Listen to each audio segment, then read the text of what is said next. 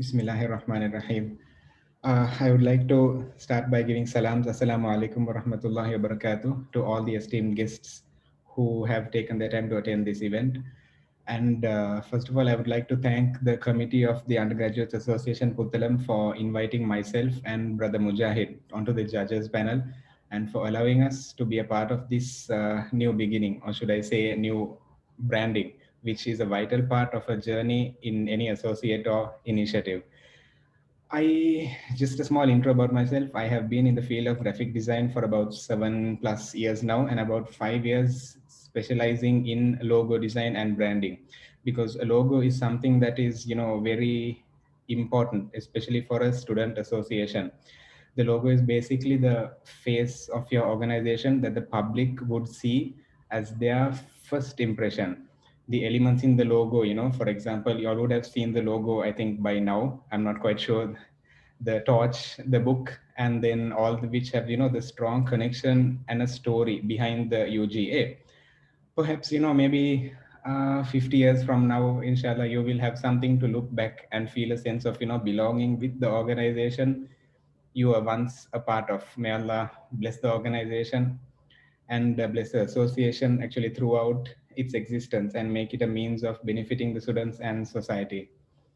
So, getting back to the logo design competition, I was very happy to hear that the logo competition would be selected through this, like a competition format and not designed by any outside party or an agency.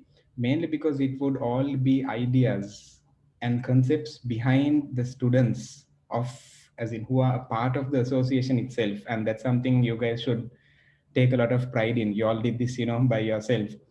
And when it comes to judging the entries, actually every single logo design that was given to myself and Mujahid for review, all of them were brilliantly designed, and some entries were even non-digitally drawn by hand and colored in. So the effort and creativity was, of course, Alhamdulillah, in a very high standard. So we, both of us, both the judges had difficulty narrowing down to select a winner. And it took some time. It took a couple of days, going through the options and discussions on WhatsApp. We managed to, Alhamdulillah, finalize an option that was submitted. We could say that the designer, I can't recall his name, Alhamdulillah, but he was naturally talented in this area because of the placement of the elements and icons on the logo. Everything was, Alhamdulillah, perfectly balanced as it should be, which made us think that this would be the perfect option to be selected as the main brand logo of the UGA.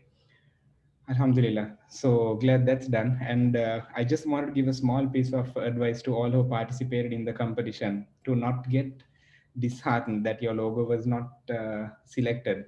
Because if you have a passion for improving your skills, there are plenty of ways out there. Because the career landscape is changing. When you all were small, you already heard, everybody was either a doctor, lawyer, or an engineer. That was, very common.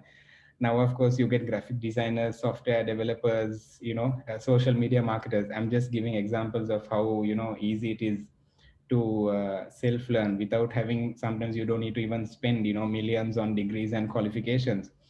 Because most of my learning was through watching online videos on YouTube and lots of practice. You will never know your creative capacity until you give it a try yourself and find out. So, inshallah, with that being said, I'll actually be keeping in touch with the UGA, and I would love to help out if there is anybody who would need any help or advice. Inshallah. With that, I wish the very best to the UGA in all its future endeavors, and I thank you all for having me on board. Jazakallah khair. Assalamu alaikum wa rahmatullahi wa barakatuh.